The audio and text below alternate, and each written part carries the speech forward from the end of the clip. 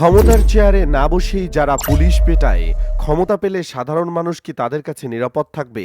গতকাল সাভারে নারী পুলিশ কনস্টেবলকে পিটিয়ে আহত করেছেন স্থানীয় বিএনপি নেতার ড্রাইভার। সাভারে ইতি খানম নামে এক নারী পুলিশ কনস্টেবলকে পিটিয়ে আহত করেছেন সাভার পৌর বিএনপির সাংগঠনিক সম্পাদক আহসানুল্লাহর ব্যক্তিগত ড্রাইভার বাবু। রোববার দুপুরে সাভার পৌর থানা বাস স্ট্যান্ড এলাকায় নারী কনস্টেবলের সাথে বাকবিতণ্ডা হয় বিএনপি নেতা আহসানুল্লাহর গাড়ি চালক সোহেল বাবুর সাথে। বাকবিতণ্ডার এক পর্যায়ে ড্রাইভার সোহেল বাবু এলোপাতাড়ি মারধর করে আহত করেন সেই নারী পুলিশ সদস্যকে। আহত অবস্থায় সেই নারী পুলিশ সদস্যকে সাভার উপজেলা স্বাস্থ্য কমপ্লেক্সে ভর্তি করা হয়। পুলিশ সদস্যকে পেটানোর ঘটনায় সাভারে জনমনে ক্ষোভের সৃষ্টি হয়েছে।